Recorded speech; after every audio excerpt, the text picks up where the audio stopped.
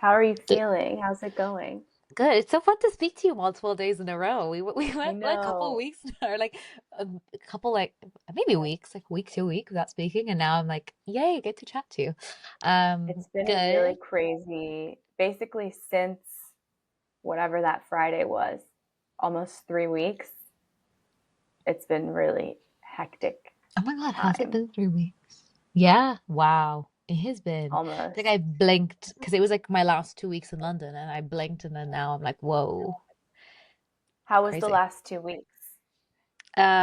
Good. Oh, should we get into, or are we get, this is us catch up, Oh or this yeah, is like let's get episode into now? it.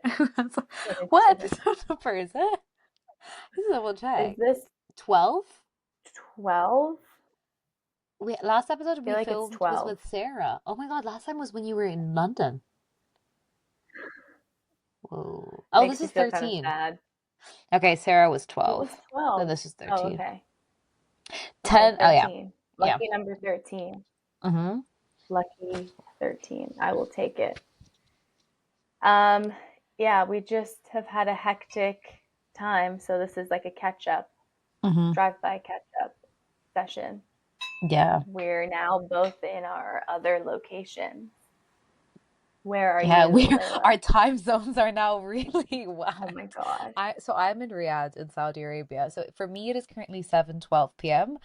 Rosie's in still in Utah or is It's in Utah 9 right now. 9:12 a.m. Yeah.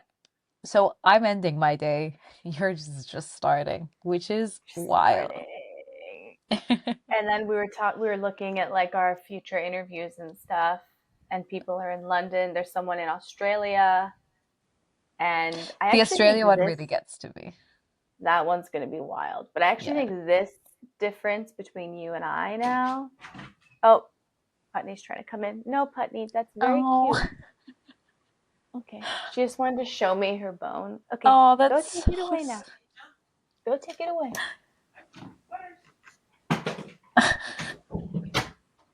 Um, I actually think that this time difference is not bad. I think I prefer it to the London one because it's like I think we were kind of thinking yesterday where it's like starts at like it's almost about 12 hours, so it's like you can be like either at the start or the end of the day, where when it was Yeah, London, it was sort of it will always be the middle of someone's day and then the end or start of someone's day. So it was a little bit yeah. more difficult. Just a bit tricky. We had to do like mid-afternoon, like Hmm. for you, kind of. It just wasn't super convenient.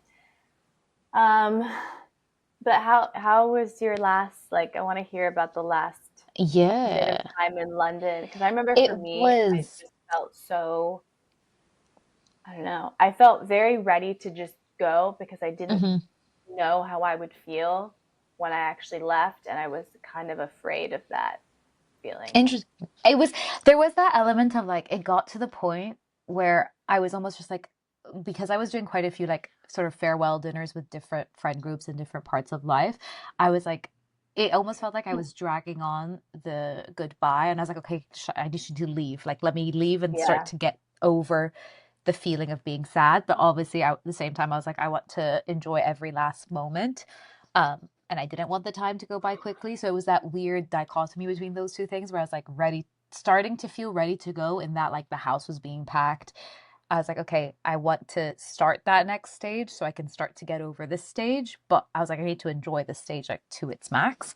yeah, And I was trying to be really present in every moment. I'll be like, okay, this could be the last time I'm in this place. Or like there was a couple of studios where it's like, even if I were to go to London, I'm never going to be teaching or in that studio again. And I right. think that idea of like physical permanence and like, oh, I'm never going to stand in this space again was kind of like throwing me a bit.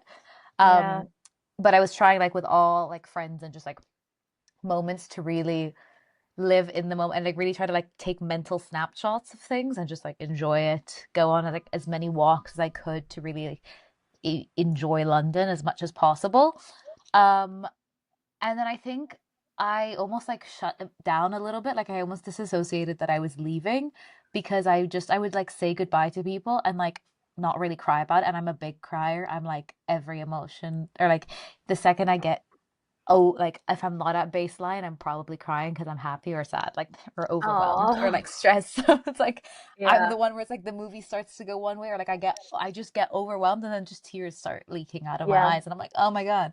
Um, so like a lot of people when I'm crying, they're like, oh, it's just another, like that's a normal Today. reaction Yeah. for me, yeah. So I had like I really wasn't tearful at all. Like I wasn't crying about saying goodbye to people who like I am very sad to leave. I just have almost like blocked that out. And it was kind of similar to when I was leaving like my hometown for like uni and like to go to London. I remember saying goodbye to my best friend and like being a bit sad, but like I didn't cry about it then.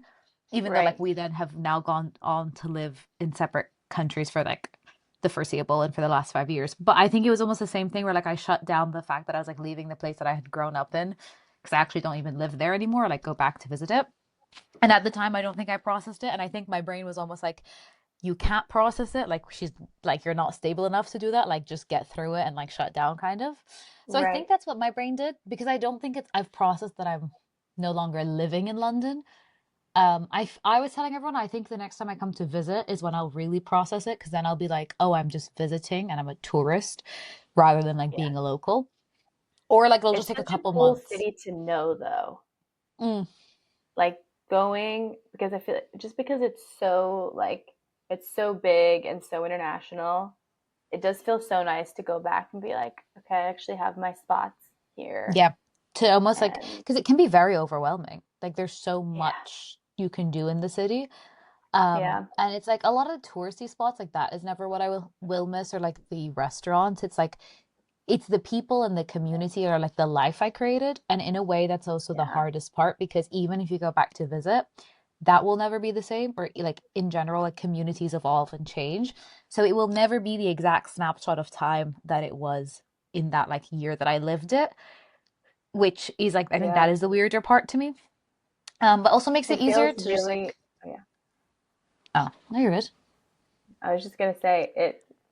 Sarah and I talk about this all the time because she had a really beautiful several years in Germany, and there have been times where we've both like reflected on previous places we've been and just been like, man, it would be so great to like there's been moments where I've kind of fantasized about being back in those places, but I think she was the first person who like said this to me. And I was like, oh yeah, it's so true. She's just like, it won't ever be that way. Like that was Yeah. the time in a capsule and you can't Hmm. get away from that. Like you just won't. Which makes it With more London, like we beautiful just as had a well. yeah, yeah. There's something really like sweet about it. But Hmm. we just went to a wedding in California with a bunch of like rowing people from London were there. Hmm. Um, and one of my friends was talking about like wanting to maybe move to California and like from London and Hmm. looking at jobs there and just feeling very inspired by being there. And it was such a weird thing afterwards. I was like, huh, okay, yeah, people are going to leave if even like going back to London and like living there again, the same people won't be there Hmm. doing the It'll same never be the thing. exact same way that it was. Like it truly, Yeah. like I will never relive April 2024. Or I said like September 2024 to September 2025. Like I will never relive that. Um, or like till Yeah. October. And the weirdest thing, I was actually having a conversation with my mom because I was reliving in my last or when I was graduating uni and switching my visa from like a student visa to like the post grad 2 year visa, Yeah.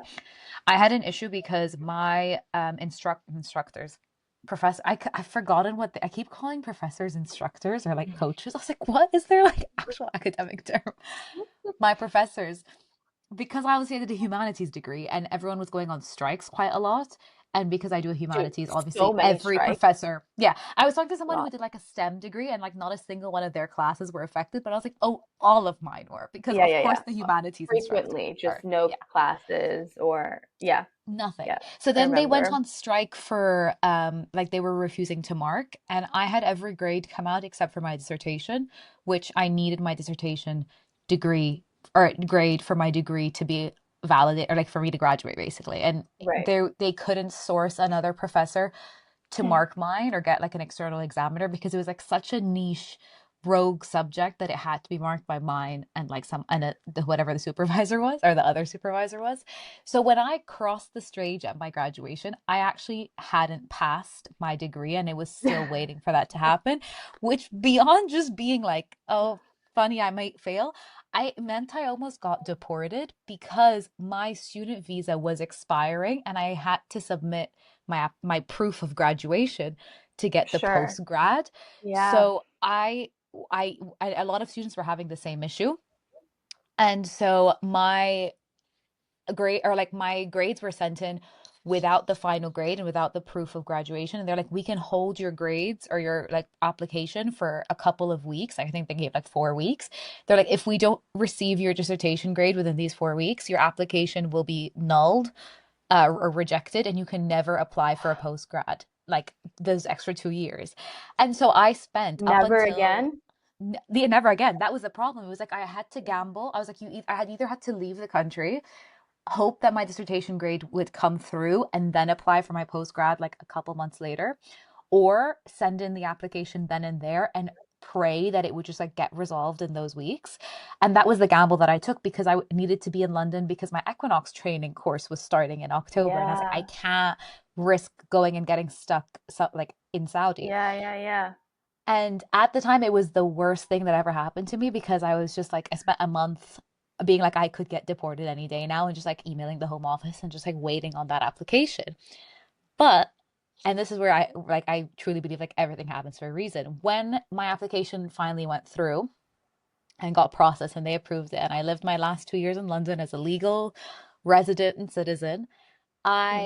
my BRP was then extended an extra month until the end of October because they received my application. My application technically started at the end of October 2023, and so 2 years was that. And so I basically got an extra month in London that I You did. technically was never supposed to have because my That's BRP was amazing. supposed to be done at the end of September. So Yeah. it was such just like I have always been such a big believer in like everything happens for a reason, but like truly to be able to reflect back and be like, wow, like at the time that was the worst thing that I thought could happen to me. But at the end of the day, it gave me an extra month in London that we didn't even realize would have meant so Until much to like me. now, really. Yeah. And then now I Yeah. was like, that whole last month was just like an extra gift that I wasn't supposed to have. So that was a cool realization to have. And just like a really just a reminder of like, okay, you can't see right now why but this bad thing is happening or thing is happening to you.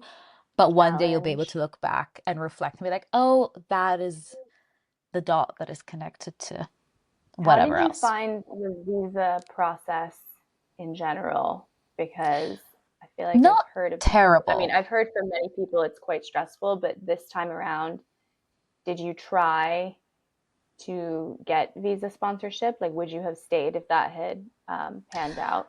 I didn't ever fully look into it eventually because I would have had to find a job basically and like or gone through a whole like job process and then even like getting a job right now like the job market in London is like terrible from what I hear from friends who are Mm-hmm. applying, let alone then being in a job and convincing them to sponsor you. Like that is like the next layer. Um Yeah. and I also think like I could have tried to see if a family friend who has a business could have like fake hired me for a business to sponsor me. But what I had always said was like if I have to get to that point, then I think I'm pushing something like and I'm trying to force a path in my life that isn't supposed to happen. Where as I think that there could be something for me in the Middle East, whether it's a career opportunity or whatever, that I have to just trust in that process almost and trust in the opportunities that could come rather than trying to force to stay in London because I always said I would never leave London unless I was being forced out of it. I think I was just like too contented there and like maybe there is something better for me that right now doesn't feel like it's better for me, but like is Yeah. in the Middle East or wherever I end up. So there was options to potentially try to do it in the sense of like get someone to try to sponsor me. But at that point I was like, no, I'm like tempting fate too much almost. Like I would rather Yeah. just bow out, leave the party while I'm still having fun, which I know we've Having talked about on here fun. before, and then just like How, come back and visit, as much as I can. yeah, it will always be home. How did Yes, you like there will always decide? be a part of me that's like London. Like I know whenever I land in Heathrow, it'll be like almost like a warm hug. I just want to make sure that I go back often, or like, and I'm hoping to go back like in the very near future, because I was talking to my mom about it, and when she left London after she graduated, the first time she visited was when I was like 2 or 3 years old. So there was like a couple of maybe like 6 or 7 years between when she left and then she came back. And it was weird because she stayed, it's the same flat that we've had that she, stayed in when she was in A levels. And then when she came to visit with me, it was the like exact same Oh, apartment. She told me, she was like, I was looking out the window, but she was such a different person because she had then gone through a marriage, or like was married to my dad, or is married to my dad, became married to my dad and had me. So her identity's changed so much. Like she left London like a student because she didn't stay and work. She just yeah. graduated and then went back to the Middle East. And then she came back as a wife and mother. And I think to me that is like scary because I'm like, whoa, you were such a different person when you came back, and you were looking at the city in such a different lens. So I was like, yeah, I will be trying to come back still as When 23 I year old went back Lena. for 2 weeks in at end of September, it was the best. Like I felt like I had so much more appreciation for it. That's fun. And it's funny because I was around all of the, like, we both are now in deserts. And it was funny being there and like just hearing everyone be like, oh, we're getting into the cold, rainy Mm-hmm. months. Like, Give oh us my the God. rain. Yeah. And like, I just had such a different perspective on it. And Mm-hmm. I'm very hopeful that that continues every time I visit. And then, when I eventually go back, Mm-hmm. that's how the story goes, that um, it feels, you know, just like new again and like Yeah. with so much appreciation for the place. How did you decide where? I mean, we've talked about this a little bit. I don't know if you want to talk about it on here, but like, where are you now and how did you make that? Like, what were the options and how did you So, decide? yeah, I'm now with my Because parents. before we moved, we had a bit of a, do we stay here? Where in the States Hmm. do we go? Do we go somewhere else? And it's such a big thing after you've just graduated because you're not going somewhere necessarily for school, just Yeah. different decision making. Yeah, it was I think part of it, like I was more limited in choice. Like there was like a sort of short list of places where I could really go and think places that made sense. So I'm currently in Riyadh in Saudi, and we can announce it here for the first time. The plan is for me to go to Beirut. That is going to be final destination back to Lebanon, or Where? to Lebanon. This is like naive on my part, but where Hmm. can you're Lebanese, your passport Yeah. and citizenship is Lebanese, right? So Hmm. where is it easy for you? Yeah. Because like I'm American British, so for me Hmm. it's pretty simple. Hmm. Tristan Swiss So, Canadian, so that helps. yeah, But that is the thing, is that the passport is my biggest limitation. So Saudi, the way I'm here, it'll all tie in. So I technically the only place I could ever live in just with my passport, not the only place, but one of few places that I could live in visa-free passport because of the passport would be Lebanon.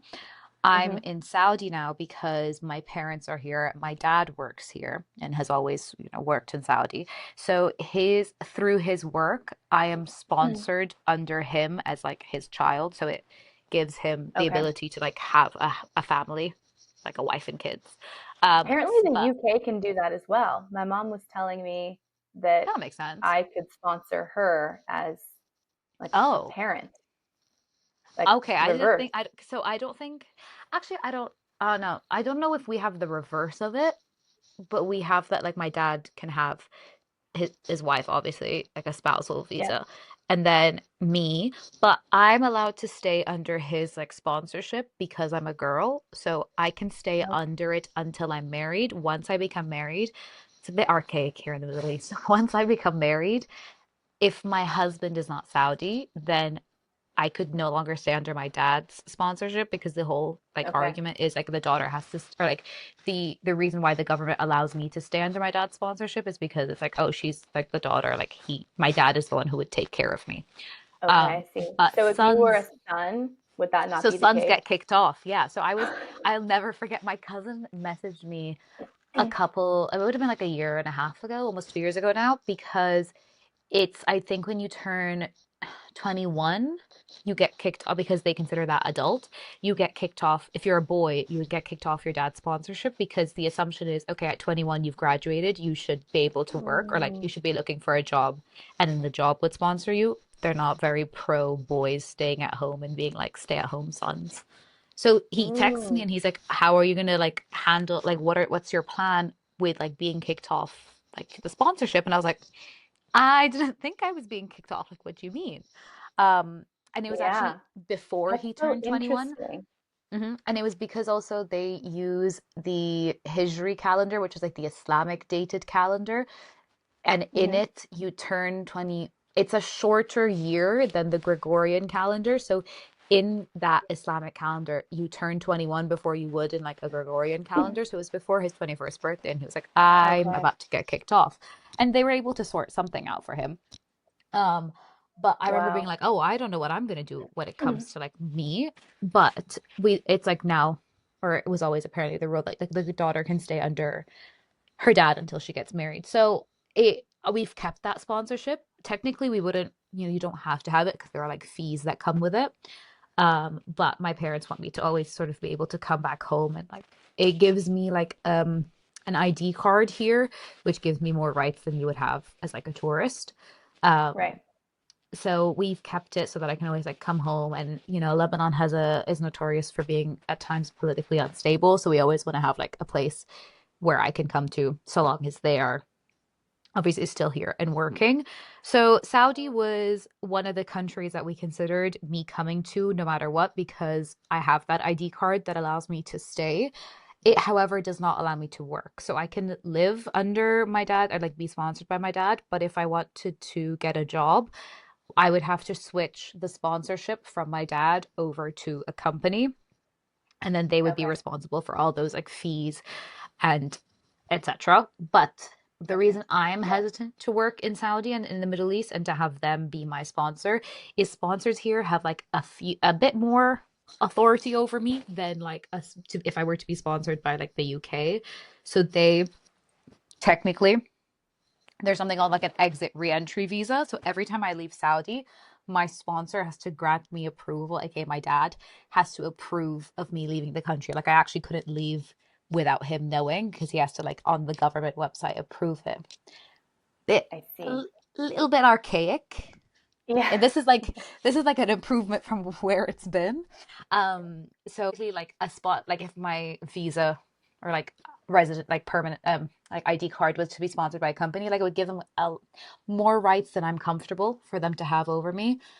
Um, and like I've heard so many horror stories, and like there's been so many horror stories like in the family of people like being sponsored by a company or like by a Saudi, and it starts off very positively, and then it just like gets into murky waters. So Saudi was like one that I always knew I was going to come back to, and that I was like going to come stay with my parents for a bit, but I didn't really want to work in Saudi because also the city that my parents are in is not the one I grew up in. It's also not the one that I would necessarily choose to work in or like live in permanently. I'm just here because it's like my parents are here. Like I would have rather um if I were to move to Saudi, I would choose to move to Jeddah, which is where I grew up, but it's like on the Yeah. ocean, or on the sea. But it also doesn't make sense for me to move to Saudi, but move to a different city that if my parents are in the country and like it's just like financially, it's like why would you move and like open a house or like get a flat and like pay rent and all like those Right. bills if it's like you Yeah. could just stay with your parents and like suck it up and like live in a city that you Yeah. enjoy a little bit less. Yeah. And it was the same issue of like, oh, I would have to be sponsored by a company. And then you kind of have the same thing in the fitness industry where they would want me. This was the biggest issue actually with Saudi and with other countries in the Middle East. If I need to be sponsored by a company, they want me like the way it would have to work like legally and then just contract wise is it you would enter a contract with them so it wouldn't be the way it is for us in the UK or was with like pie in places of me being like a freelance and just like working Yeah. whatever hours. It would be like a full-time contract, so I would get like the health insurance benefits and like vacation time, but conversely I would be working like over 100 hours a month which fair because you want me as a full-time employee, Yeah. but also the whole point of working in the fitness industry was to get away from that like full-time work. So that pretty much xed Saudi off. It also xed a lot of the other Gulf countries like the UAE, because if I were to go there under a sponsorship, it's the exact same problem of less so that they have control over me, more that they would require like a certain amount of hours that I just don't want to give because I don't want to be working full time. What, to be honest, why I think that that's been the biggest like luxury or almost like Yeah. issue of jumping straight into like be like I did a bit of like part-time work, but like ever since I've been qualified, it's just been freelance and self-employed work. And like whilst there are some issues to it, I think it is great. Like I would encourage everyone to go down there, or anyone who is interested in it. I would Yeah. push it. So that X'd a lot of the Gulf. And then Europe, America, Canada, kind of similar issues. And also just I didn't want to make the decision from London and in a rush and towards the end of like my visa, because I was like, there are so many just bigger emotions and like feelings of like leaving the city. I didn't want Yeah. to jump into something or into like a work contract that I wasn't certain of. Even like if I were to have gotten a good opportunity in the Gulf, like I didn't want to take something in Dubai just because I wanted to jump into something. I wanted to like leave and take my time with it. Yeah. So that's where I decided to come to Saudi first for like a month or so, just to, well, see my dad. I've got some like stuff with the bank that I need to do whilst I'm here. Just like life admin, slow Yeah. down a little bit, and then get to Lebanon and then make Beirut sort of the home base. So we've got like a family flat there. So it means there's no cost of rent. I mean, there's bills, but it's not the same as sort of like having a whole new flat and Are like you a gonna live rent by payment. yourself? Are you gonna be in the flat Yeah. floor? So I'll be there. But the building that I'm in, my uncles live a flat below, a flat above, and my grandparents are like above as well. So I'm like sandwiched with family. So it's Yeah. nice because I'm in proximity with them, but I can go to my back to my own place and like And do you be in my enjoy own. being in Beirut? Is that like a happy Um, place for you? It's like a neutral place for me. I think it's hard when you go. I've only ever really, so I've never lived there. I've only ever gone like in summers and like winter vacations for like a couple weeks at a time. And I think it's hard because when you're only there for such a short amount of time, you can't really build out a routine or your community of people. So I have some people and like friends that I know who used to like go to the same high school as me and things like that. But it's not that I have my community of people. I've got extended family there as well, because I know that some of them listen to this Yeah. podcast. So I've got a lot of extended family, but I think it's different because whenever I've been there, you live the vacation life of like being there for a few weeks rather than like the reality of it. So I'm hopeful and I'm excited about being there. I think that I've grown to love it more in the last few years that I've been got back to visit. And I think through Pilates and through fitness, I'm more hopeful about the people I'll be able to meet and the community I can build. Because I think before, whenever I've thought about moving to Lebanon, I'm like, I believe that there are people like me, like-minded, and with the similar interests. But where am I going to go find them? I'm not gonna Yeah. sit in a cafe and be like, "Hi, who wants to be my friend? I Hello, promise I'm I'm normal. here. Yeah, like please be kind to me." Like that's just Yeah. not like I was always because my mom would always tell me like there'll be people like you, like people like you would be want to be friends with. I'm like, yeah, well, where? Like, how am I supposed to find them? I Whereas I think literally through said this fitness, to Kristen you can. yesterday because we were talking about like building community here and he has his work, which is um, obviously a social place, and there's lots of people who are at his job and doing all sorts of different roles. And it's been so weird, like working entirely remotely. And Hmm. yesterday I had my call with you, and then I spoke to a few people from Pi, had like calls with them, and it was very fulfilling and great. And then I get to the end of the day and I'm like, oh, that was all virtual. Yeah. And then the studio that I'm working in is the opposite of Pi, in that Pi, as you know, likes to have this kind of hustle bustle Hmm. feel where there's two classes and two privates and apprentices, and it's all a bit chaotic, but that's the Yeah. way studios should be. And here, they intentionally have a quiet studio. Interesting. So when I'm in there, it's usually only me and the Mm. client or clients if it's a class, Yeah. and it's so different. There's nothing wrong with it, but I loved going to Pi and not knowing who I would see Yeah, and you because just know you're always going to see someone. Like there's always something always, going on in the pie studio. I think it's a yeah, rare day that it's like a quiet day. yeah. And And so every it's time been it is. challenging.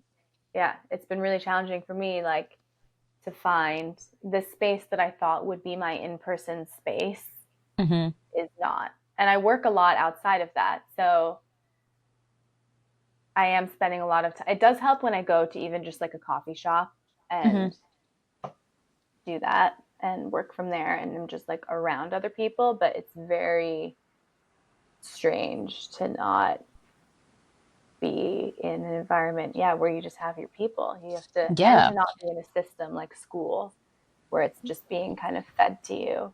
Yeah.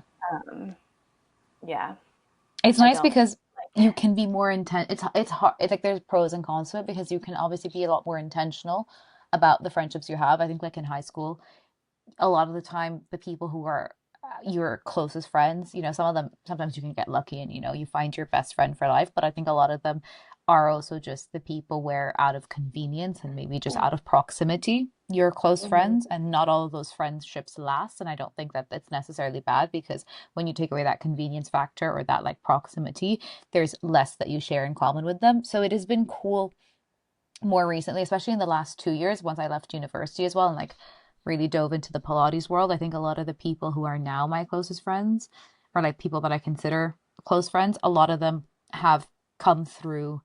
I would say that like two of my friends are like still from high school, but a lot of the other people in my life that are very close to me, like you are one of those, like where we didn't have to be close friends. We almost chose it Yeah, and we're intentional with it because we yeah. got along or whatever it may be, rather than we were always in the same place at the same time, even though we did meet at Pi. But You've really expanded my zone. Like now, because I've always said, I'm like, my closest friends feels like they're everywhere except where I am, and they're all in different mhm. places. And now you're the furthest one by far. I think I have a few people in Australia, but not who I'm. Although Australia might even be closer. Oh, you're Oh, you're quite a far way around the world from me at this time. yeah, because you are East Coast, West Coast, We're on Mountain Centrals. Time, which is a Okay, strip kind in the of. center. Yeah, I mean, we're definitely west. Okay. We're right next to Yeah. California. So, Yeah, and I'm also within Saudi. I'm now in the east of it, or like east, center east. I used to be west. When I go to Lebanon, we'll be a little bit closer, but like not by that much. Like not. Beirut is about like 2 hours away from here. But yeah, How do you are you my feel furthest like, for how do you now. feel emotionally in this first bit of time, Well, not like having right, moved and yeah, right now a bit stagnant. I was telling you this yesterday. It's hard because I kind of feel like I'm just in the holding room to the next yeah, stage of my life, because I there is it like, do I want to, would it be nice to build community in Riyadh so that whenever I come visit my parents, I can see people? Yes. Do I yeah. really want to right now? Not really, to be honest. I am enjoying being a bit lazy, um, finally getting to like be on the laptop and do admin work and like do Honeycomb Studios work and just like do my PT course, be lazy, and just like wake up at like midday and like stay. Like it's Yeah, been nice to sort of just have that lazy life. I'm gonna try, actually. I've decided Friday I'm gonna join a run club. There's these like a couple of run clubs here, so I'm gonna join that and like see what the vibe is. I have to yeah. run at it's at 5 a.m. start time though. I know, because the alternatives are like you either have to do early morning or late night because of how hot it is during the day. And this is like the weekend long run. So they're doing it on a Friday because in Saudi the weekends are Friday, Saturday. Mm, So it's a Friday no. morning run. So I actually I don't know if I'm gonna make it to it. I want to go to it. It's also really Yeah, far from me. So, but I that's think it could be true. fun. Like I think like similar to what it's like in Beirut, I think the way I would meet a community of people here would be through a run club, because like gyms, for example, all gyms here are segregated. There's like male gyms, female gyms, because for their privacy and things like that. Yeah, And gyms aren't really a place where you're meeting people here. Everyone's sort of just like locked in. So run clubs would be the easiest way for me. or like the only Is way that really. would that be like a women only run club? So this one is mixed. I think there's a lot more men than women in it, just because I think it's a bit more popular with the men here, which we're trying to change. We're trying to get women doing fitness. That's what I You want to that go. could totally be your social media thing That's what I've been trying to push with the TikTok. Like in the I Middle think that East. is yeah, that's what I want to, and it's not that I think I'm the first like fitness influencer in the Middle East, but I think especially what is the people who are sort of prevalent on the who have come out of Lebanon as like the sort of Lebanese influencer social media gals. All of Hmm. them are more along the sort of fashion lifestyle Pilates in a contemporary way, Legree vibe, Right. leaning Yeah. out Tumblr era, that whole Yeah. genre.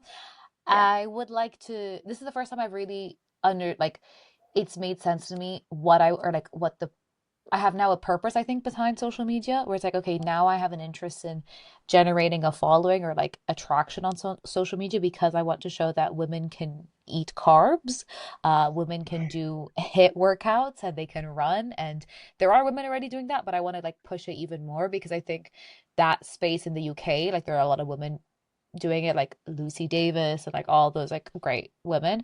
And Yeah. I think that was one of the things where once it sort of clicked to me, like, oh, I would love to push like high rocks in the Middle East and like that concept of women doing it. It almost clicked of, oh, maybe that is why you have to leave London because I could have contributed to that fitness space in London, yes, but it's not that I think it's saturated, but I don't think that my unique story has much to say there, whereas I think I could do something with it in the Middle East. And Yeah. it's what's sort of like my goal with it now. So that is helped or is like also helping the whole moving to the Middle East and like moving to Lebanon is like that is a way that I can do something positive, hopefully, with it. Um, Definitely. so yeah, so whole now Riyadh is almost like a holding space, but I'm just trying to enjoy it for what it is and like let myself be lazy. And then also like it's just sort of ideal. Like I can just chill, do my workout, like go train, come home. There's food. Like I can cook, but there's also food that is being cooked in the house that Yeah. I could choose to eat. It's like a fun, like I'm just choosing to enjoy it. It's hard because there's like a loss of independence, obviously, moving back home with family, Yeah, which it's a is weird also one. Yeah. why it's also why I didn't really consider Saudi too highly, just because I know myself and I love my parents, but I don't think I am built for living with them long term. Whereas Yeah. Lebanon gives me that like happy medium of I'll be around a lot of close family that I'm currently not and I haven't seen for a long time or seen for extended periods of time, whilst also having the independence of living on my own because I think I love that more than anything. So it's like a happy medium. And Lebanon is a bit more, or is a lot, is closer to sort of a European, has a lot more of like a European influence to it and in its culture than Saudi does. Saudi is a little bit is different in that sense. And I think that there are pockets of Lebanon that are almost feel exactly like London or Europe, like Paris vibes, that I could almost, it's very privileged bubbles, but there are bubbles that I could sort of like exist in and then be fine. There's an Yeah. F-45 in Beirut, which I've said to everyone, it's my first stop. I land in Yeah. Lebanon, I will be going to an F-45. Um, so yeah, I'm excited. And so that is why I ended up with Beirut is it made the most sense financially in terms of not having an extortionate amount of bills, whilst also giving myself independence, being near family, and then also just like legally where can I go and work. So in Sure. Lebanon, I can Yeah. obviously live there, no visa, thank God. I can work and I could work freelance. So that is the goal. I've already reached out to a couple of Pilates studios. Um, because there are also classical Pilates studios in Lebanon, which there aren't in Saudi. Okay. So I can go and hopefully find a way to work with some of those Pilates studios, maybe take on a bit of group fitness training again, or like contemporary reformer if I have to. But basically be freelance whilst also giving my time and energy to Honeycomb Studios and what we want to build out. And then Yeah. also my best friend from high school lives in Turkey, so I can hopefully bop and go see her. Like enjoy the flexibilities that come with being freelance rather than getting stuck in like a full-time contract, which I've been saying I don't want Yeah. to do. Put my time into that sort of social media, trying to just create a space for women in the fitness industry in the Middle East, and for young girls in the fitness industry. And then hopefully it can become a situation where Beirut becomes like the home base where all my belongings, because that was the biggest thing also, was just like figuring out where am I going to ship all my stuff out of the UK from and where are we sending it to. Um, and that flat in Beirut will, I mean, hopefully knock on wood, just like is our like family home. So I can Yeah. guarantee that the things can just stay there. Even if Yeah. I'm not there, no one is going to be staying in that room. So I can hopefully come to a place where I'm bopping around maybe between the UAE and Turkey and Saudi and London and wherever work takes us, and then just know that all my belongings are in Lebanon without it necessarily being where all my community and people are. I mean, I'm hopeful that I'll be able to like build a community and a life there, but if I don't, it's not the I'm end sure of the you world. will. Also, a weird thing, like I feel this here very strongly, is I know I'm not going to be here forever and in the Hmm. scheme of my life for not that long. And I have to keep reminding myself that it's still important to build a community, Hmm. even though I will not be here for that long. I feel very much as though I'm just passing through and I feel like a total visitor. And Is Utah a big like transplant city or place or not so much? I don't, I think increasingly so. I mean, transplant being from Idaho or Okay. Colorado, Hmm. not, I mean, that's just like who the people I've met, maybe Yeah. some California. Um, I've talked to a lot of people who have moved here and then sort of stayed for they ended up staying longer than they intended. Hmm. Um, and it's increasingly like more and more people are coming here. Um, and yeah, I feel like I just don't, I have to be really active about being curious Hmm. and exploring. Like I have the places that I like here now and I enjoy going to those places, but I have to be very active about exploring the new ones because I'll have moments where I'm like, I'm acting and feeling as though I'm only here for another month or Hmm. something. Yeah. And Which I is just, hard. it's It's so hard because I think weird. also, I mean, I'm going into the sort of next year of my life knowing it may not be the best year, just in that I think the first year in a new place is a hard year. Like it's your first year to slash 2 years is your transition period. I mean, you may have like sort of a honeymoon period at the like first few months, but then you like get hit. I think I'm back to my first year, first 2 years in London, where you're just meeting so many people and like going to new places, but you don't know what is your comfort or who your Yeah. people are going to be or what your community is going to be. And so I think it can take a while to find it. I don't think it's something that comes instantly, and that's why I think I enjoyed my last year to 2 years so long and so much in London is because I had that those 3 years before where I was able to build up and figure out what I want exactly. So I can't even like I can see how hard it would be to be like, okay, I know it's going to take me a while to find my people and your places, but you also know that you may not be, you're probably, hopefully, not with respect to Utah, not going to be in Utah for 5 years. Well, that's another Uh, weird thing about it is I yesterday, so September, I really had a hard time. It was super up and down, and I mhm. was just sort of in such a transition phase and really struggling.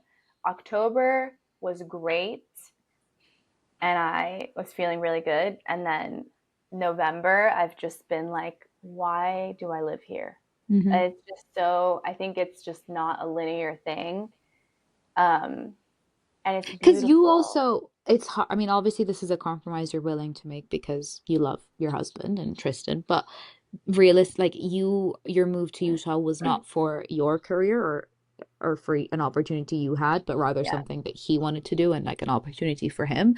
So I think it can be hard where there isn't that thing that is driving you forward. You made the choice happily, I'm sure, but Yeah. also it's it's hard to balance out. I also, can you believe we're in November? Not to completely derail us from what we were talking about, but like I know. how are we? Because And everyone this was asking me month like, is what about are to your zip Halloween by. Yeah, because I was like, what were your Halloween plans when it was October? And I was like, what do you mean Halloween? Like, how are we talking about Yeah. Halloween costumes and plans? And then I clocked, oh my God, we're in October. Now October has been and gone, and now we're in November. And I'm like, whoa. And then the holidays, it's crazy. Yeah, it's crazy. And actually, to the point of moving here for Tristan's job, yesterday he and I were talking about that because he loves his job so much and Hmm. it's the best thing. Like I genuinely am so thrilled about that. Oh, that's so And great also to hear. there's a very confusing kind of guilt is well, I feel guilty for feeling this way, but I just don't, I'm not getting the same fulfillment out of Hmm. being here. And I think that's maybe still to come, but he has such a, he'll leave and go to work and it's such a full experience. And then we'll come back and can go and do these activities that he loves. And there's things that he doesn't like about here either, but it's pretty good in terms of what he needs. Hmm. And it's tricky to find the balance of I don't want to harp on the things that I don't have here, but also I want to honor those things. And Of so course. it's yeah, it's a tricky one. But And that's, I think, the element, I feel like we've touched on it before about freelance or like work that is hard, where it's like you don't really have colleagues or coworkers. It's sort of just no. you. So in a world where you had a sort of a 9 to 5 job, that I think Yeah. you would find it easier to adjust to your life because you Yeah. would have your routine that comes from that work and you would have people that you I think that's the one thing we sort of miss out on. And I guess we sort of kind of get it with like client interactions, but the sort of like trivial conversations and like the friendships you would have with a coworker, what I would imagine, because I don't have that, but like what I hear from my friends who are like corporate workers, like those sort of like friendships and interactions, I think we miss out on. And we that's not an element of socializing that we don't have necessarily in that freelancer world, which could be things that would fill your cup. So, like you're saying, where a day like yesterday, where you did a lot of work through virtual meetings, you didn't actually get any of that like face to face in person Yeah. interaction that you would have had And your at coworkers been Pi, in I think person. this is unique, maybe not, but in the studios I've spent time in, and because of my role of doing admin, so I have sort of a central I was in a central position there, but I loved being there in the mornings. You're teaching, Keelan's teaching on a different morning, maybe it's Sophia, whoever it is. And those moments of like, that's kind of the closest thing I've had to the co Hmm. work, you know, aside from like part time jobs I've had in university and stuff. But those little, that's where you get those little moments. And it's so different in the, again in the studio I'm in here, I go to the studio, it's quiet, it's just me, Hmm. the clients come in and it's a small studio too, so if I'm teaching a class there's only 3 or 4 people in a full class. Hmm. And then yeah, the dynamic with a client is not the same. Actually, I taught a class last week where there was a client in it who was just awesome, super interesting, and we were all kind of like talking throughout the class.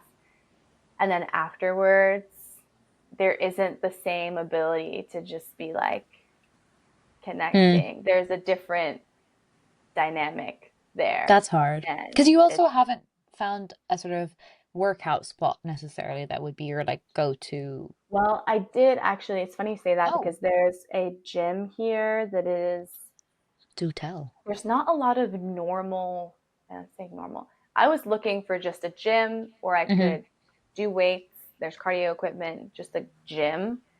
That has been very hard to find here. I think because people are Really? just so outdoorsy, they're not, Ah, fair. there's not a huge market for that, but there is a gym that's great, which is mostly a climbing gym, which I do not do, but they have like beautiful gym equipment. They have a cafe and they do teach classes and things. So I've been Okay. thinking about potentially teaching there and then Oh, having nice. that community as well, Because I potentially. think that is an easier way, or not an easy way, but a way to build a community. But it is hard to find because I think classes are the easiest way, like being a client at a class, like, but it is hard to Yeah. find the spot And and then find the class.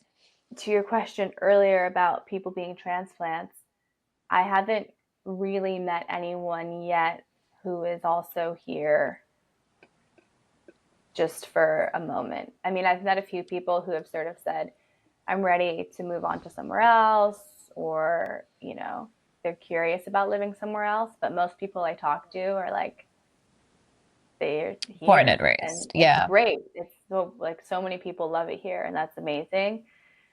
But I then don't want to come in and be like, here's the things I don't like about Hmm. the place that Yeah. you And also they're love. probably a bit more set in their like community and like their sort of their comfort of, oh, I've got my person for this and that. And so they're maybe less likely to be meeting new people and making new friends because they've Yeah. already got their friend group or whatever it is. Yeah. And And like the yeah. differing political opinions that you may have. You probably have to quite a lot of the people there. Yeah, I actually have been feeling a lot, mostly in the studio. I mean, the studio that I work in is also very, very openly liberal. There's Hmm. pride flags everywhere, and there's little signs and things on the wall that are all very like welcoming and community oriented. So that's great.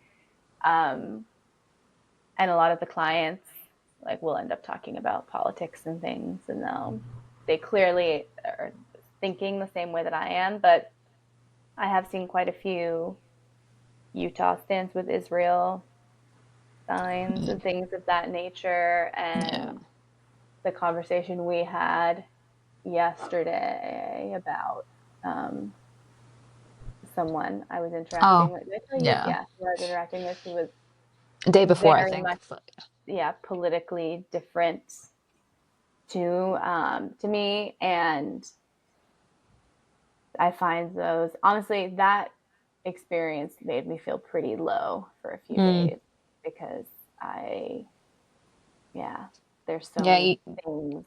There's a Utah lot was of also hope. the hot spot for a while when everything was happening, obviously with Charlie Kirk or like Salt Lake.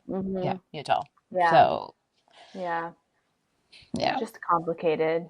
It's It very was a very complicated. good night for Democrats yesterday, though. I woke up Yeah, to a lot of very hopeful videos all yeah, around the country. very hopeful. A And wave that's of good. blue. I think it's also a bit exhausting to have not been living in that. I feel like I've been sort of looking at the experience from the outside, and then to be living in it and have all this like hopeful momentum is really great. And Hmm. it's also like, okay, I really hope it pans out and I Yeah. really hope it keeps. I saw a lot It's of just exhausting. people talking about how they're like, and I'm like, I also have FOMO. They're like, oh, I wish I could vote for Mamdani to be mayor. I'm like, or like, why does New York get Mamdani as mayor? Like, I want him as mayor. I heard you say, we're like, he's my mayor too. Um, so Yeah. It is very hopeful. It's great. Mhm. It's, you have to keep looking at those things, but it's a lot to just suddenly be like living in this place that's so, what's Yeah. going on? And I think I almost feel I think it's harder for you, and I feel for you even more so because, especially with your dual citizenship of like the British American, the world is kind of your oyster. Like you could be anywhere really, and work and visas are like lesser of an issue. In a way, it was sort of I see it as a blessing that there was kind of like the road was sort of everything was really just suggesting Lebanon is your best bet. Like there was Yeah. less decisions to make. Like there are I could have made other things work, but it is like the easiest thing to just like get there and get my stuff there. And so it was nice because I almost didn't have a huge decision to make. Like you're asking, like, how did I decide on Lebanon? It was kind of just the option that made the most sense. And so, because I think there's a saying, and I'm gonna butcher it, but I can't. We say it. There's a butcher. Okay, it's a saying in Arabic. I was like, what language is it? And it's in Arabic, and it basically translates roughly in English to like if you have so many decisions, that's going to give you insanity almost because Yes, you I have the feel choice. that for sure. And it's tough with, I'm sure there's other places in the world like this in terms of our four most straightforward options. The US is the most alluring in terms of really just in terms of pay Hmm. and for Tristan's work. And it's so challenging to not just get sucked into that. They do a very good job at making that seem like it's Hmm. the best thing that will ever happen to you. And every time I speak to mostly clients who are usually quite liberal about my life and just, yeah, these different options, to your point, pretty much everyone will say, why are you here when you could Hmm. I was be gonna say because the States is in this also like country? the States is an easy or like a straightforward choice, but it's from what I see, the States is huge. Like each state to me feels like its own country and like Yeah, so different yeah, from one another that even within that choice, there are so many. And obviously you'd be like constrained by like Tristan and his work, but there are so many options there, let alone yeah. Europe. But yeah, I see the salaries in the US are much higher than, and I know obviously cost of living is Astronomically also quite high. high, but Yeah. they're And it's but also because people have a lot of student debt. It's more complicated than just having a high salary, but yeah, I increasingly don't care. I'm just like, fair. I I don't need that. I will find it other ways. What And, are other options that would look, or like what are your other straightforward ones for you guys? UK? I mean, well, the tricky thing too is yes, the US is straightforward, but also we both kind of have, there's kind of a short list of places in the US that we would live in, Hmm. mostly because of one thing the US does really well, at least until now, we'll see, is taking care of its nature.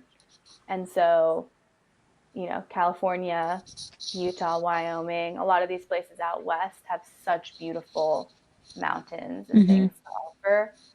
Um, but it really does. I haven't spent much time in Seattle. I would love to live in Seattle if we're going to be in the States, but that's not really an option just because of the way that they do their vet.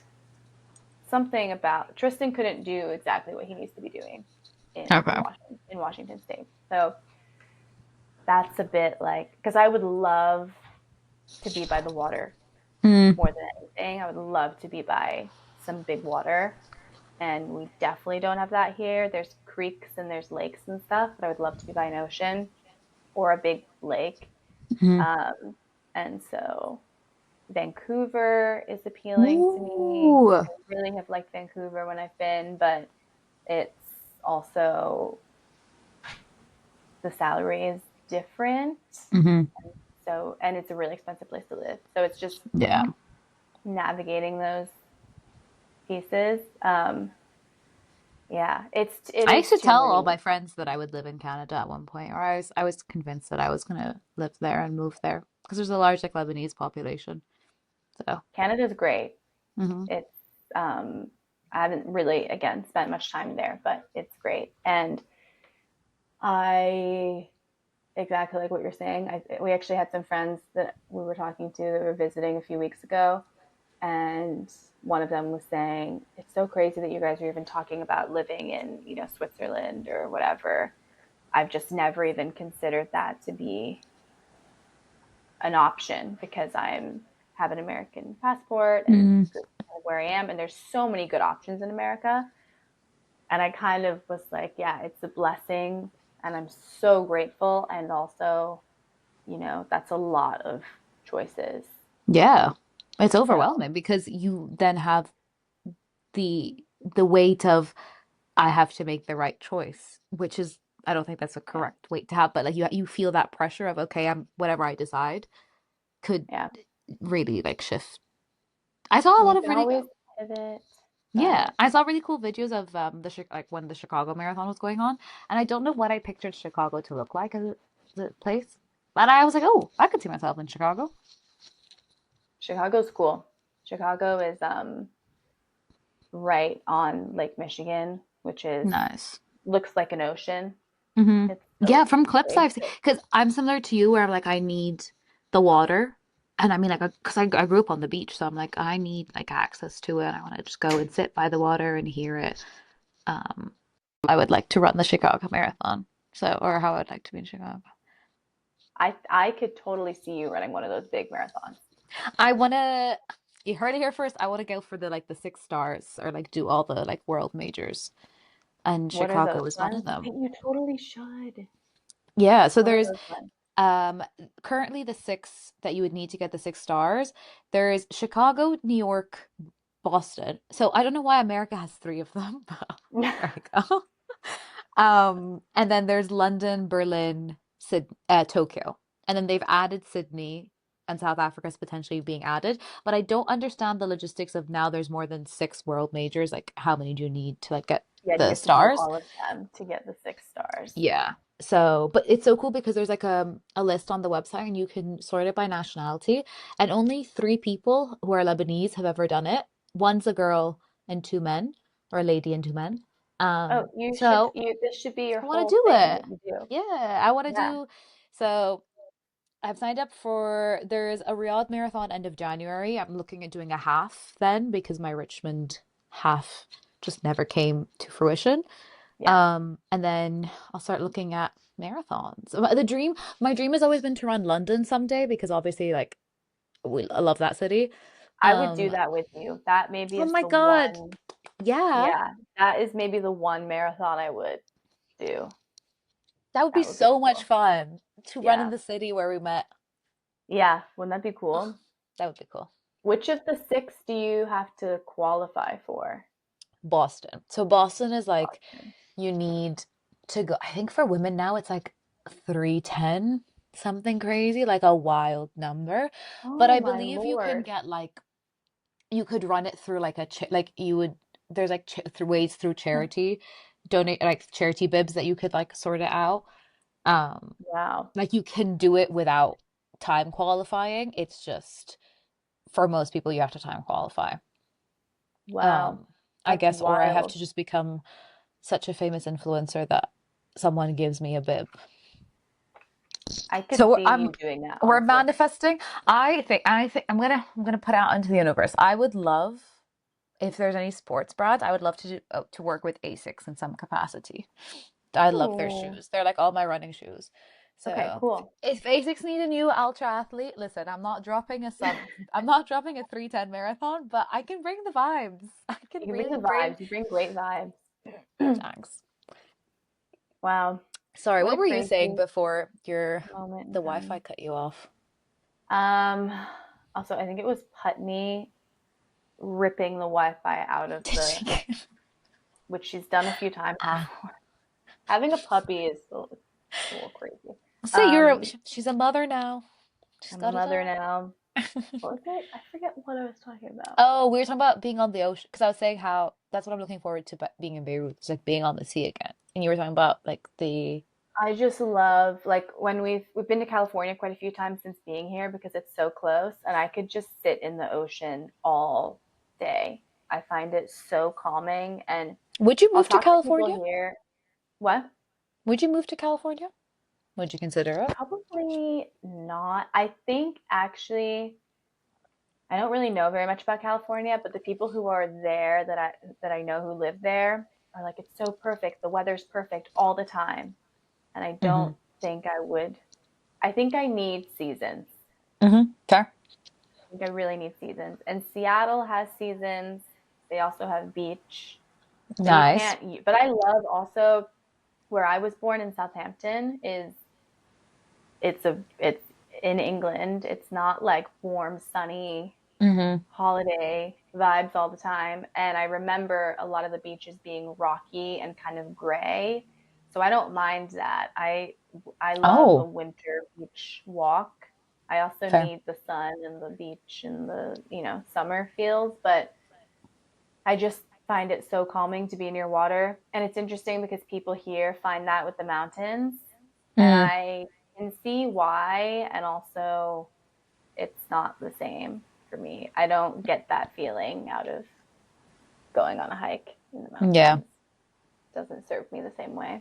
So I need water for sure. Even just having the Thames sucks that you can't interact with the I mean, I interacted with it about as much as I possibly So, could, but so you ingested a bit too much of the time. I ingested a bit too much of it. But you can't swim in it, and I No. even then I just liked being able to walk along this Yeah. amazing body of water. My walk to Pi every day, I would cross the bridge, and it was just like I like just seeing the ocean. It makes me feel I'm similar to you, where I don't think I realized it so much growing up because I used to always say that I was a mountain person over an ocean gal. But then I think I realized, I mean, especially being here in Riyadh where there is no ocean, I'm like, whoa, what do you mean there's no beach we can just drive to? Yeah, So I think I'm similar to you, where it it's just makes me feel a bit more free. It's like I just if I there's can something see. very in the mountains. You're not like you're immersed. Like Tristan's tried to explain this to me. He's like, you're playing in the mountains. You're in this amazing thing. I'm like, yeah, but when you're in the water, you are like every piece of you is Hmm. connected to this thing. And it Yeah. feels like physically, it feels like you're being held by something. And he likes the ocean. He's not like obsessed. He's obsessed with the Hmm. mountains. And that's kind of my main reason for not wanting to, if Utah had a massive ocean, I'd probably Just be like it quite floating. a bit, but Hmm. that's not. Um, should we talk about just how we've been feeling with Honeycomb Studios? Yeah. This is what I said when you disappeared with the Wi-Fi cut. I was doing some clips today. I don't know if you saw I posted one or two of the Christos ones on the Honeycomb I haven't account. listened to them, but I like opened Instagram this morning and saw them, which I really appreciate Nice. doing. No, of course. I was able to figure out when Riverside creates a clip for us, or if there's a clip we use. So you know how with the interview with myself and with Max, and then also the one with Christos, because me and whoever were on the same screen, whenever it cuts between like you and us, it used to cut to the center. And so you would see like half of me and Yeah, half of the person. I figured out yeah, how to zoom in on that. So when it pans, it goes to like whoever you need it to, like whoever is speaking. Like you have to do it manually each time. But that's I did it great. so that when it pans, it's like, because it would be like Christos's forehead. And I was like, okay, we don't need to just see the wall between him and I. Yeah, Like, there must be a way to figure it out. So when it then switches between the two of us, it goes in on the person. that's And it was amazing. just I haven't like looked it at was it one of yet, those but I was one of those things. I was like recording it for like a little TikTok that I was gonna make about like doing this. And I'm like, and I was like, I know when I tell Rose this, we're both gonna be so excited about like the most basic thing that we should probably have already known and like known how to do. But it's like it's it's so in those moments where I'm like, this is why I'm not actually a video editor, because I think it took me like half an hour to figure it out.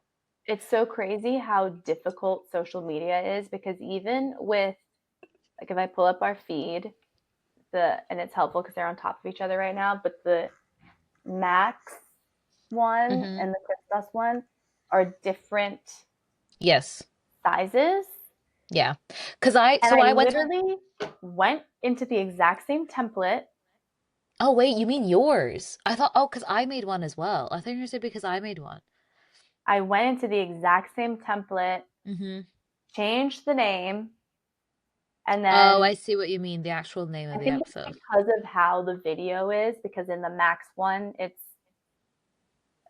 the Christos one is like a square, and the Hmm. Max one is real Yeah. form. But I just Oh, I don't was know why the Christos so, one came out as a square. Oh wait, that was you, not me. it was one of those Mine, things the that I one. posted, and I was just like, why is this so challenging? Yeah. So then when this is also the only time when I find it challenging when it's the two of us because I would never do this on my own. I'm so happy to have a business partner. But then when I went in to go make the cover, I was like, well, shit, I don't know what Rose used. And I was like, I'm gonna go find something similar enough. But then if you see, I made a different cover and I put that in Canva because I put oral history as a logo into it. And I was like, Yes. I don't know if she's gonna like this or not, but No, she's I asleep love right it. now, so I have to I love post it. it. But it's just little things like that where you're just like, oh my God, this is so. Yeah. And I actually, maybe it was last week, I posted a picture from Honeycomb Studios that was me and Putney, or just Putney or something about her Hmm. being a coworker. And before I posted it, I was kind of like, okay, this is not as professional looking do I want to even put that out there? And Hmm. then I sort of decided I would rather have the tone be not perfect all the time, because the Hmm. pressure of making everything look exactly perfect the way it should be is like, Yeah, I felt that way yeah. with posting and not knowing how you would feel about the cover. Because also one of them I put without a cover and I just have it showing me you, Christos. And I Hmm. figured worst case, we can always hide them and have it so it still shows up on the reel, but not on the main feed. But I also think if our feed is, if we're too particular about what the feed looks like, we're just gonna, it's just, that's just an extra barrier to stop us posting. And I'm like, we need Yeah. things to be as easy as possible, Yeah. because that is how we will most likely be doing them. Yeah. So, yeah. So, I definitely find that piece to be the most exhausting, though. oh yeah. It's a lot. Um, but I feel like now we're kind of in a bit more of a phase where, I don't know, I feel a bit more grounded in it now. I feel like it got released and I was kind of like, why have 20,000 people not joined already? Hmm. And we were talking about this yesterday, but we just didn't. I mean, before we launched that page, I think it had like 30 followers or something, or 20 something. Like we just weren't doing anything with it. We And didn't market the release of it. We did a little bit through sticky no, notes, but we were also being a bit hush hush with what it was. Because I think we're yeah, like, no one steal our idea. We need to just get this out yeah, there and like made. Which I don't yeah. necessarily regret that. And I think also there was the timeline really was shifting. I also don't think we could have marketed it because the timeline was shifting so much in terms of when it was going to come out that like one week it was like it could come out tomorrow and then it was like oh And no then it it's just going to kind of need like a happened in month. like a day. Yeah, and then it was like Nikki was like okay it's good to go and we were messaging and I was like I think it can go. I want to post or repost the screenshots at some point because it's literally me saying like I think it can go live and I was just like Yeah. I'm okay with I was like I'm okaying everything on the website like when you wake up, if you want it to go live, it can go live. And we're like, right. And then it was live before we announced it technically. And we were like, should we So just do it weird. tomorrow? And we're like, yeah. So then we just like on a random Friday decided that okay, it's launch day. Yeah.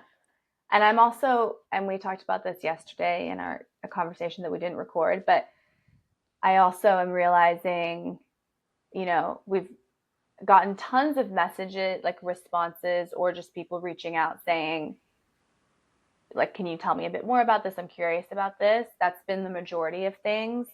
And then there's been a few pretty key people who, you know, run bigger programs or whatever, who have asked more specifically, like someone who I was just emailing with. I don't know if you saw the emails on our account yesterday, who I was, need to turn on the notifications onto the separate Gmail inbox for that because I oh yeah, just I still don't. haven't done that. But she Yeah. basically said, she's in a different country than both of us are, and she does a lot with teacher training there. And she said, okay, how can I contribute? Like, what can I do? And it was Oh, you were, so, is this who you were talking about yesterday on yes, call? Oh, it that's was exciting. so open ended that I wanted to respond like, just get all of your people on this thing. But that I obviously Yeah. couldn't just say that. So I Hmm. was a bit, but it's so tricky because a lot of people they're like, how can I be a part of this? And I'm like, Hmm. well, And this is where you, we're thinking that we may have to just sort of record some clips to almost speak to the audience because I think, whilst I believe that things are sort of, if you poke around through the website, hopefully it clarifies things, but maybe not. I think we also obviously have been living in this for so long, so we yeah, understand what it is so fully that I think maybe it's not been communicated clearly through the website. Um, yeah, and this is exactly what we kept saying about let's just get things live and we'll listen to feedback and we'll adjust from there. And this is an example of that. We've had, people suggest that, Pilatesology already exists, and it's like that's not what we're trying to compete with. And I yeah, think it made, and to me that was just a signpost of okay, we haven't communicated clearly what we're building, yeah, and what Honeycomb Studios is. And I think people just keep getting thrown off by the fact that there's a studios in our name. I think people are yeah, expecting because even my grandparents, I was like, no, we're not actually launching a physical studio, and like we're not yet, hosting live. Yeah, yet. I we're would not love hosting to live have a classes. physical one day. One day we were talking about this yesterday. we Yeah, wanna we one day. want to we're dreaming of a sort of a European home base for Honeycomb Studios I LLC. really love that it's called studios because I feel it's like plural. It's the studio of all the studios. Like I want every Hmm. studio to feel that they have a home Yes. in this space. And I think I I didn't do this yesterday, but I want to make a video of I actually think it would be better if it was just like a selfie video talking Hmm. about why there's a paywall, Yeah, go for it. feeling a bit more like talking to the people, but there are reasons why it's not just like for a And also random. like what it is, because I think people just don't are I think also because it's whilst it is a form of a social media in a way, like a community that we're building, it is also something new. So I think when something is new, it maybe it takes a bit more for people to understand, oh, this is what they're trying to do, Yeah. right? Because it's like a new idea. Not that we're create like it's a form of social media in a way, Yeah. but it's But being I done in a do new think, light. Uh, yeah, there are some people who don't get it. Not like I haven't really had many interactions with people who don't get it, but a few people have wondered about it, and I feel lucky that that doesn't get in my head at all. I'm kind of like, that's fine.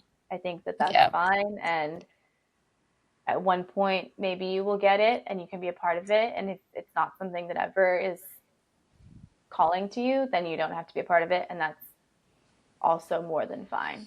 There was one message because I have all my Instagram notifications off just because we've got like the sticky notes account, the Is honeycomb, this like the my person personal from one. London? Yeah. No, no, no, not Okay. even. It was the one, there was one that I saw, it came through as a notification in that first day, and then I was like, okay, I need all, at that point, I was just Oh, like, okay, I yeah. need all my notifications off because like all the accounts were going crazy and we always are cross posting. So it's like, okay, likes are coming from everywhere. So also Yeah. this is a like PSA because no one believes me because I don't respond to people on Instagram because I just don't open my messages and I don't see the messages because my notifications are off. But I Yeah. digress.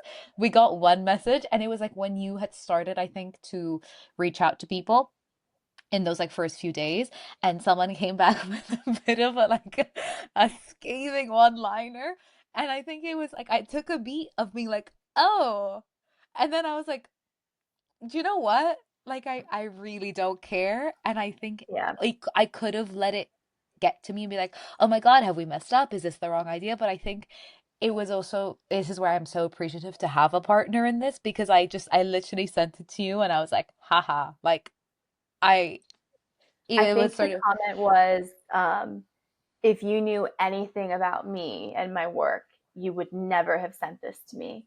yeah, I And think it for was actually me, about the methodology. And I was like, "Ooh, oh, yeah. And the takeaway for me with that was this is the problem is that people in this realm are so gatekeepy and simultaneously want to learn everything from everyone. And even in London, like between those studios, there was just so much like not drama, that's too much of a word, but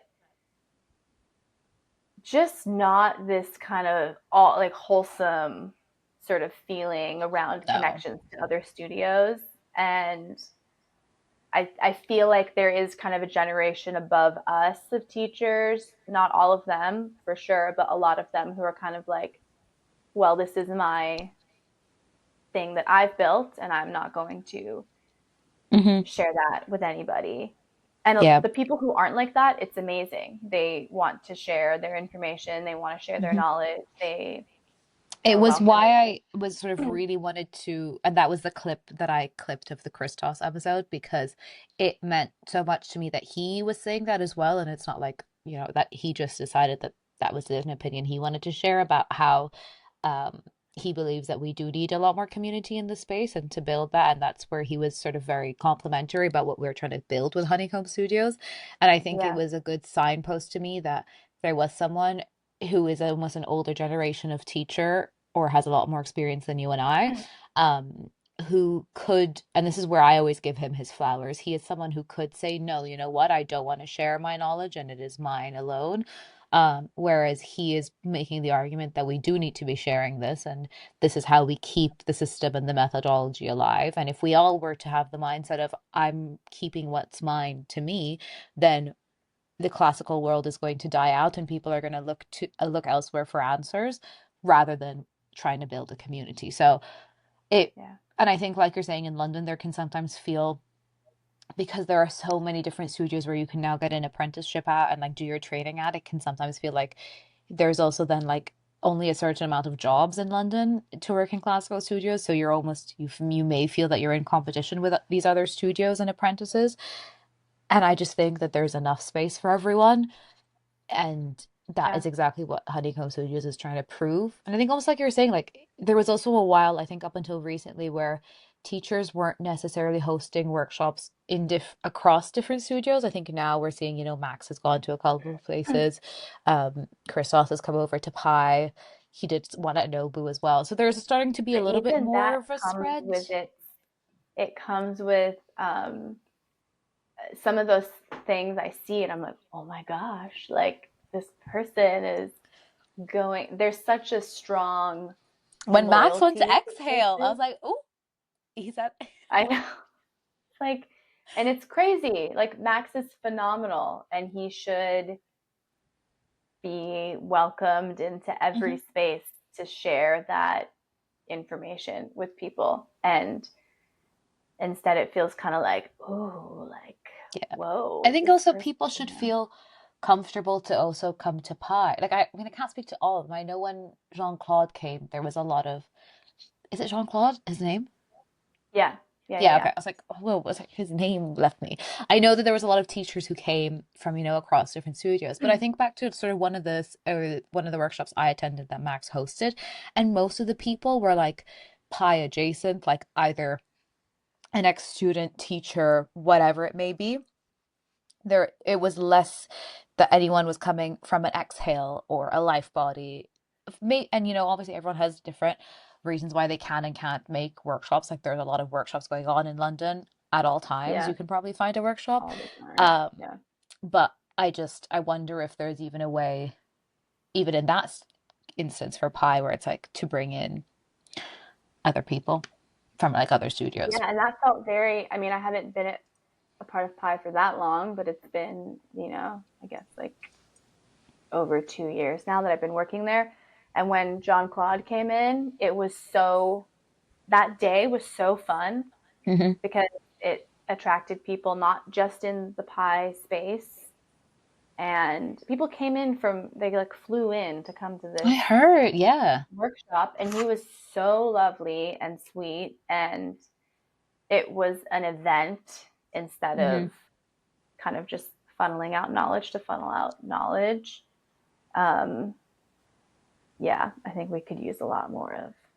And I know that there are like the Pilates Unity Summits and like those sort of like larger workshop weekend things that are hosted, but also that those are often like a lot of are much more expensive. You have the cost of travel. It's a long weekend of your time. So Yeah. whilst you could argue that some of those things exist, I don't think that's And accessible for everyone. And I we're just trying to also make things think accessible. that as like in the phase I'm in now, I wouldn't feel comfortable going to something like that, like a big, like the workshop that, I feel like they're just more and more, I'm thinking that I would love apprentices to be connecting because Hmm. that's A, it's the next generation continuously, and B, there's so much feeling as an apprentice that just so little that you can't even explore it that much. And that's no one's, problem. And I don't think everyone feels that way. And there is not a lot that apprentices know, but I think we could serve us all better to have a bit more open communication instead of just Hmm. like, kind of guessing when you're arbitrarily allowed into these other spaces. Yeah. And also, I think, and I'm sure people are trying to make it more welcoming, but I think it can be intimidating. And there are people in that older generation that are the exact thing that we are trying to, well, not fight against, but counter and show that, we don't have to gatekeep information and we can No.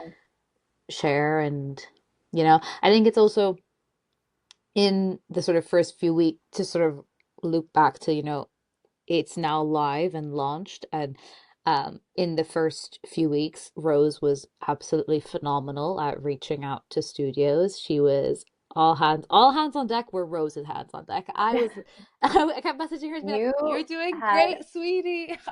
I'm cheering for you in the background, but I don't know what's going on, really, honestly." So you she had was hands on deck amazing. in every you like could not. You had no more hands to give to Dex. I was like, that's why I was like, today. Oh, I posted a I did a blog post I as saw, I well. haven't read it, but it seems like Read it such an whenever. important topic. So, It came out of, it was an old blog post that I had that I wrote a year ago that was I was able to sort of recirculate and put onto the account, and it came at a fitting time because it's like Men's Mental Health Awareness Month. So checking on the men in your life. But where was it? Oh yeah, so yeah. my hands are now coming back to deck to like being in the business. But Rose was incredible in the sort of first few weeks of everything going live. You were messaging people, and I think we've built it up so much in our head that we know what it is. And I think we've almost like envisioned conversations with people and like getting people on board to something, but we haven't actually done that reaching out and getting them on board. And I think a lot of So people like fun. found the account and found the website, but we're just sort of following it and Yeah. weren't taking that next step. So you were taking that next step and reaching out to them and almost be she was our chief marketing officer doing what she does best. And where was I going? Oh, yeah, you were reaching out to people and just also opening the conversation to understand how can we get them on the website, not just checking out the account. Because I saw today our Instagram account has reached 88,000 people have viewed I it. know. And I'm like, so where are you going? Why are you not going onto the website? Maybe we need a little It's bit more. insane to look at that information. Like the accounts reached. Oh, Yeah. have you looked at that number? That was the one that's 82,000. No, Or so is the there a different number? total accounts reached is almost it's it's 200,000 plus, Oh my God. That which is is crazy. insane. Yeah. I'm like, how Like, are there 200,000 people on and this I do planet? think there is a sense, it's exactly like what you said before, of you, it's new and people don't quite know what it is. And it just takes those few, I think it's exponential growth and it will start to build momentum and then it will just keep going, Hmm. hopefully. And we just have to keep facilitating that process. But Yeah. definitely people are looking at it. Hmm. So, And we have workshopped the pricing. We've also, that was a feedback that we took on board in some of yeah, your communications with people. It also became clear that whilst where it was originally at is what we sort of believe in it to be and believe in it to be priced at, without there being people on it, it does lose its value. And so we have readjusted and we've gone with the flow. yeah. CFO has came on and we said we got to do something. And And we so simplified it a little bit. We just made it one thing. yeah, which And actually I I think we think should that that will will, announce on the. I wanted to announce it, but I was like, I'll wait until we chat and we can like make a Canva or something to be like, we are now 2.99 a month, one. one Yeah, membership. yeah. And I think it it that maybe won't be the case forever, but for now, in terms of what is needed, because the reality is, and I'll make a video about this too, but like the reality is there's a paywall because the people that we're speaking to are being very gracious with their time, knowledge, everything. Like that has been probably like if one of the most, if not the most positive and fun things about the whole process is having those conversations, the oral histories interviews. Hmm. Um, and there needs to be some kind of barrier to entry for those. And we're not stopping them from telling their story anywhere else, but we just want this whole thing to be in the classical realm. So there needs to be some kind of motivation. If you're not in the classical world, I don't know why you would join something like this. Yeah. Um, and also because we have bigger plans for it in the future, and that needs to be financed by, We would like to reinvest into resources that will go right back to the community. It's a and I cycle. think, at some point in the future, if we're able to have some kind of impact more broadly outside of the Pilates world, whether that's, just in some like cause that we care about, I think that would also be great too, because Pilates is very kind of like Instagram. Like, I believe in the method a lot and it's great, but it's very kind of like Instagram, Pilates, girly, Trendy. getting matcha, blah, blah, blah. And I think there could be kind of a Pilates for good Hmm. expansion of this Oh, world. 100%. It's kind of weirdly, it's funny with there's so much I want to push in the like in that to that whole conversation we were having about like fitness influencer, Middle East, like Lebanon, that conversation. Where I'm like, I really want to show that women do like, high intensity training and running and stuff. Yeah. And it's like, it's so funny because I am the last person who will ever be bashing on Pilates. I am quite literally a Pilates instructor. It is my Yeah. job. I believe in it so much. But I'm like, but not even not that Pilates, because do whatever Pilates you want. But I want to show that I wanted to just go back to say Yeah. it's not that I'm dissing on the girlies for doing Pilates. Do whatever you want, babe. I just want to show that women can do other things. But I will it's Yeah. so funny because whenever I've been talking about like the running and stuff to everyone, I'm like, yeah, but Pilates, like please, I don't want anyone to think I'm abandoning our world. Yeah. It's a pretty amazing method, I Oh, would it's say. literally like The best. transformational. I mean, I see also a lot of like, and I'm like, I don't know if I'll ever get into all those like online discourses because there's a lot of debate that is ever going on the internet about like, can Pilates change your body? And a lot of stuff about like, it's always PTs and Pilates instructors fighting each other because the PTs will say, unless you're doing strength training, you can't change your body. Pilates instructors will say it can change your body. And, it's just like a cycle of conversation that goes on and on and on. Yeah. Um, Need a bit of both. Need a bit of everything. yeah, you know what? That has truly where I've come to with fitness as a whole is you need a bit of a all. And that's not the answer anyone ever wants to hear because it's not the easy answer. It's not, but that's what you got to do. Got to move your body in all Hmm. different ways. Um, Also, I'm gonna have to go in a moment because I have Yeah. pie. Ooh, exciting. Is there any last recaps you would like to give? I feel like I yapped a lot today. But it kind of felt I like a think that was therapy good though. I session. feel like that was the right time for that because you've just been through this, you know, transformative two Yeah. weeks, month, really. Um, no, I feel I definitely like doing this. I feel like getting back into I the swing of miss it I miss sticky notes. I was about to tell is you, I was a like, I good feel like thing. if we can get it back almost weekly, I'd be so Yeah, down because I it's would love that. I also there's a few people who we can interview for sticky notes um if we want to. There is a women's group in Riyadh called RWG, which my mom is a part of, but the lady Suzanne or Suze she's called who run like she set up this whole thing a couple of years ago. She's Australian but she moved over here and it's like now taken over the whole country and it's like about getting women into fitness. That's so And cool. They should my totally do that. Yeah. and by the time my mom this, and she's like, "Oh, I already told Suze that that you guys would probably want to interview her." Like and she already said yes. I was like, And "Okay." seriously, let's do that. Let's totally do So that. there's her, Maybe and we then can try to record. We can record another episode next week mhm, and plan some stuff. yeah, she's currently out of Yeah. the country, but whenever she gets back, Yeah. and then We there's can keep it in also the works.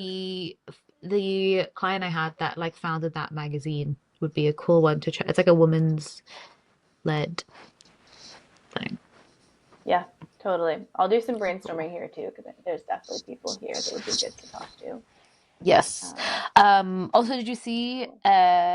Oh, we'll text on WhatsApp. There's the interview is I think a go ahead for in a few weeks' time, so long as the time Oh works yeah. for you. Okay, cool. Perfect. I How think it's a Saturday. exciting. Yeah. Yeah. Big Okay. things coming. Cool. Big things coming. Episode 13. Whoa, that's crazy. Yeah.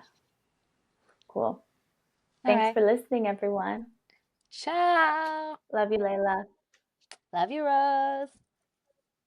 It was a long one today. Bye.